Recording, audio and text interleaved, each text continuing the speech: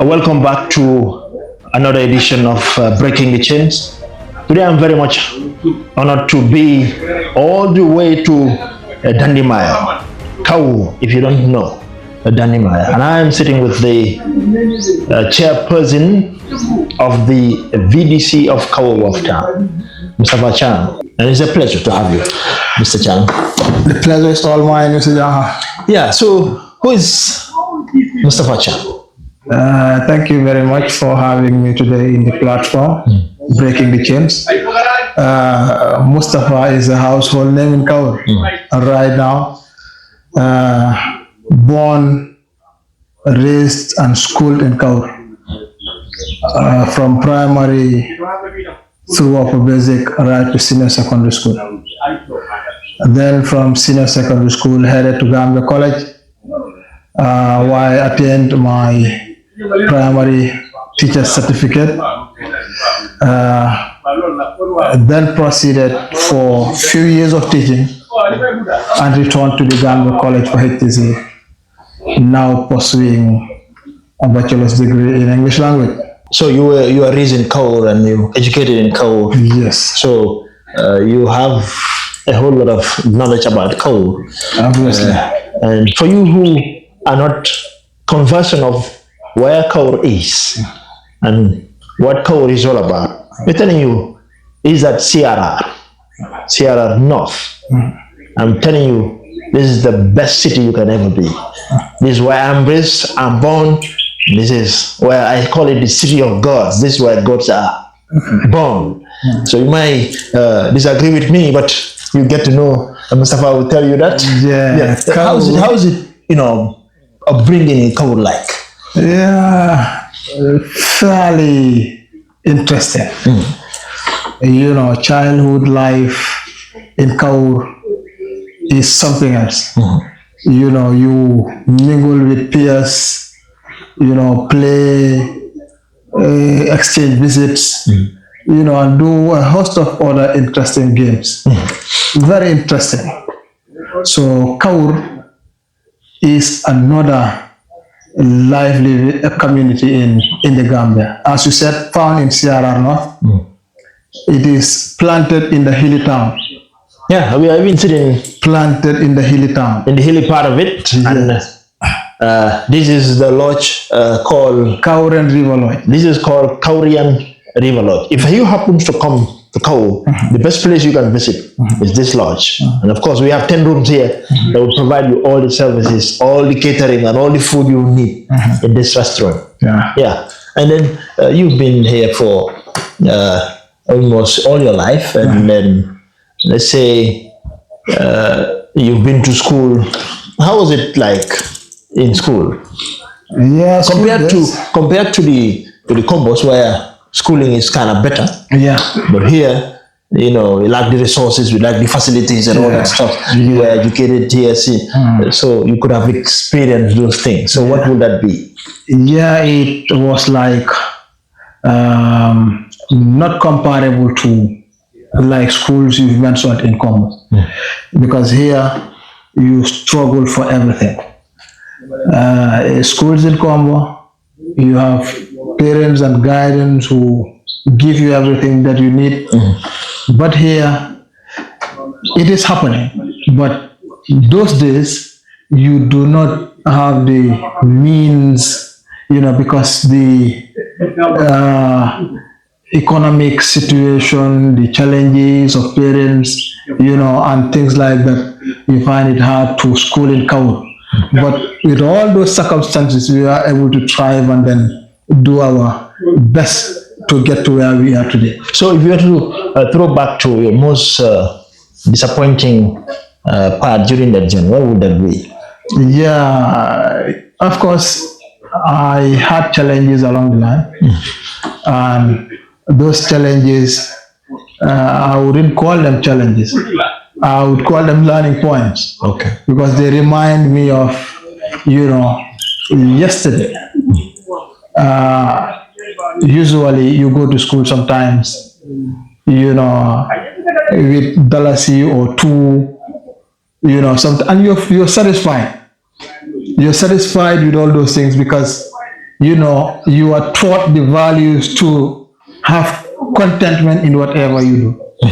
So that's why I wouldn't call them challenges, because we were taught values to be having contentment in whatever we face and whatever we do. Yeah, Kaurura being part of the privileged towns as far as the rural is concerned, have very school as early as in the 40s, if I could guess. 1947. 1947. Yes. And we have bunches of powerhouse of knowledge emerge from this this community. And if you have to look at the number of Gambians who are working in top positions, most of them pass from this area.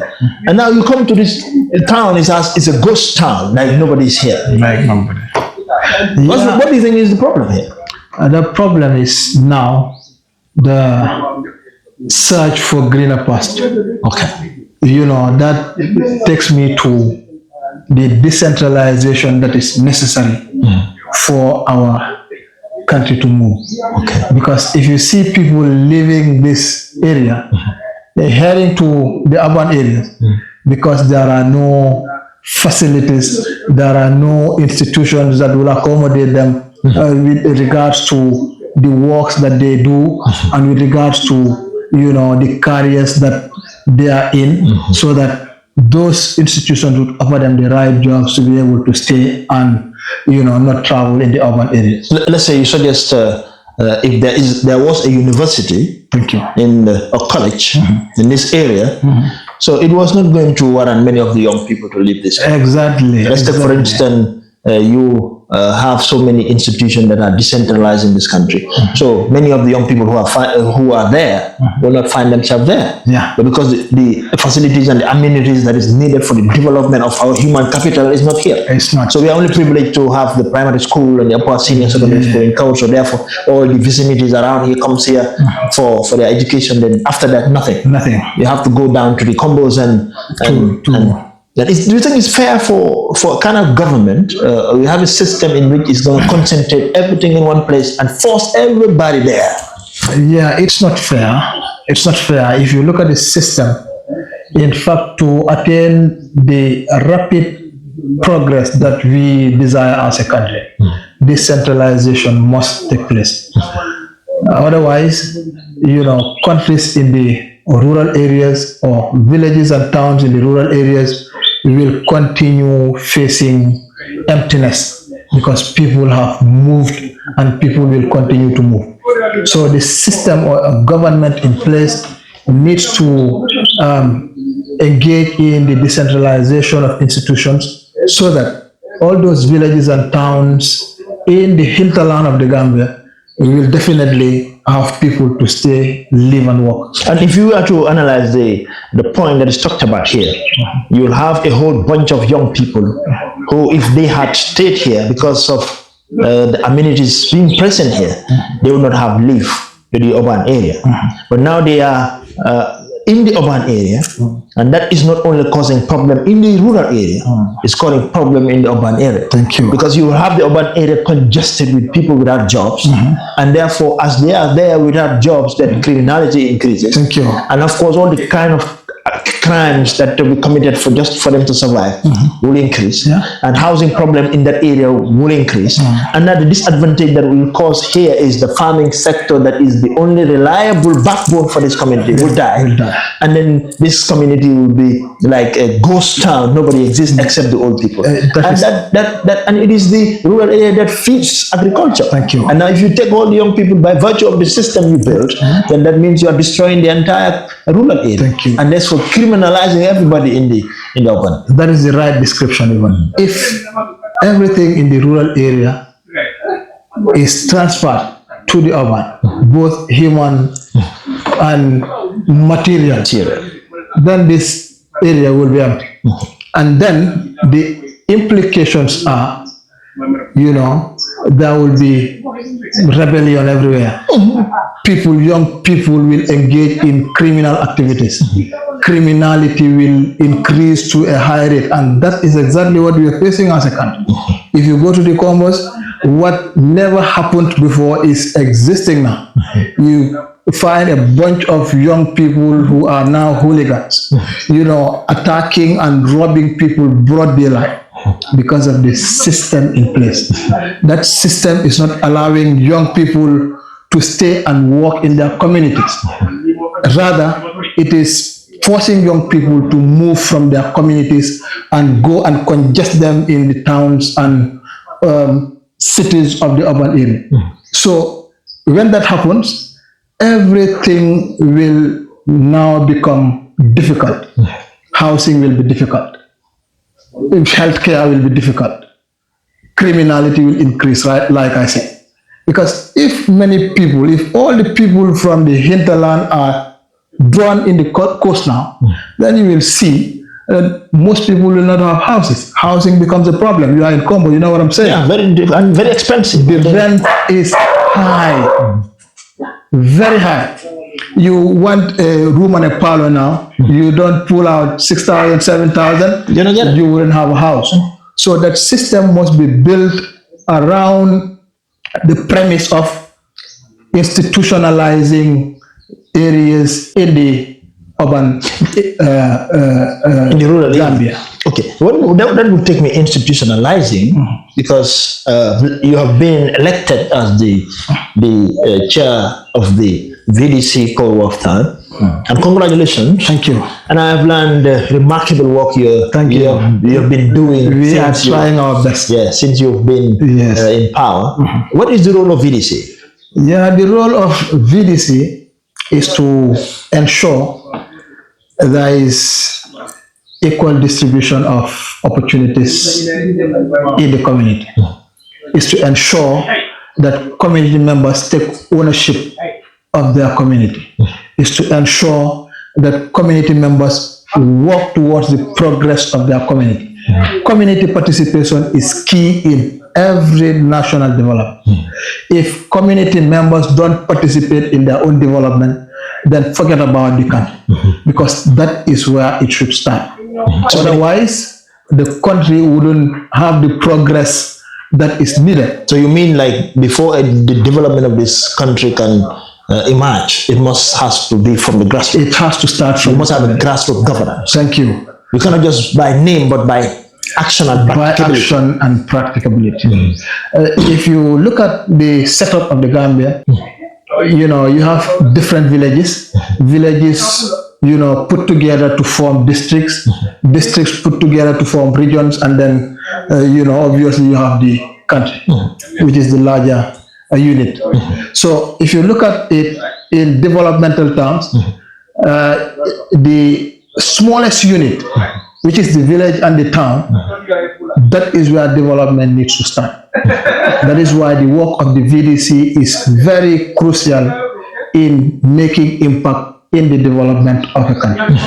And development of a community lies solely on the village development committee. So that those are the people who would put their strategies and plans in place to lift their community from that poverty, to lift their community from that degradation, to lift their community from all kinds of problems.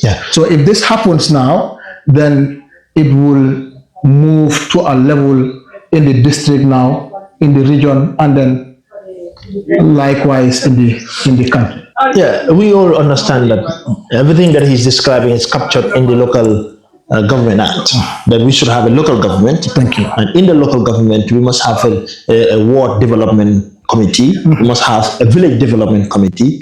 But usually it's just a text in paper. Thank you. But the implementation of making sure is hardly done. Is hardly done. It's hardly done. Is it because they fear that when the people got organized, that therefore they will not be manipulated? Thank you. And therefore, if you say people development of your own community is in your hands, so that means now there's no use in having a politician running from one place to another seeking for votes. Exactly. So if people, take charge of their own development and they are well organized, then they wouldn't follow any other person. No, nobody. That's why, what is necessary to build the communities is not rightly coming. So community members must take charge of their own development in their own ways, even though the support from the central government or the local government area is not coming, but they must take charge so that even if what is expected to support them to develop is not coming, they must endeavor to work harder to do so. Yeah, so you've been there. So give us a little achievement you have contributed. So when you came in, because I understand the entire genesis of it. Not to go to the controversies, but what I'm interested particularly is about where you picked up and what is the work you're on. Okay, thank you. I love that question. When I came in August, July, August, 2025, it was tough because the start was not good. But thank God, when we came in, we had plans. We initiated developments. Those plans, if you want to develop, you must have to have a plan in place. And that plan will guide you towards achieving what you want to achieve. First thing, when we came in, we organized ourselves as a VDC. We put the structures in place. You have the different subcommittees set. Wherein you have the subcommittee for education that is headed by a member of the VDC, subcommittee for health, agriculture and the environment. You have subcommittee for youth and sports. You have subcommittee for women empowerment and gender. You also have subcommittee for religious affairs. These are the different subcommittees that were created so that every sector of society is represented. So that is why we are achieving what we are achieving today. Within a short while, when we came in, you know very well that Kaur has an issue of water. Water problem is in Kaur here. Yeah, we know when we were young, we have to go all the way to fetch water and take down to our house. Thank you. And thank God, by virtue of your work, that has been a history. Thank you. We are working hard, thank God, through the sponsorship of Qatar Gambia organization, Qatar charity organization, resident in the Gambia and Kirseri. We were able to secure one borehole from them, and it was, drilled in the community and is serving one part of the community. We were also able to get a support of a borehole from one Kaurian who is resident in the US, who wishes to remain anonymous. So these are all things we're doing, and we have, written for support to all the people that we think can come to our aid so that we achieve or we realize our development aspirations in Kaur. As a VDC chair, what is your vision henceforth? Now, my vision as a VDC chair is to make sure that the Kaur people are united and we are working hard for them. Because in unity lies strength. So if people are united, whatever they want to do, they will be able to do. That is first thing. Second thing, the project of water, I have said it here. I want to make sure that every area in Kaur is benefiting themselves through the necessary drinkable and usable water that is needed for a human dwelling. So people, if they're living, they need basic things. And those basic things, one of them is water. Water that is clean, that is usable, and that is fit for consumption. That is why we're working hard to bring drinkable and usable water to all the angles of Kaur, so that it becomes a history where people would stand and say there is water shortage in Kaur. So getting out from there, so we want to look at the education system. What is your view as to it? Because it is true that when an education system is not up to the level or standards to nurture citizens with their knowledge, with the skills required for them to take up duties and responsibility for the development of the country, when that is absent,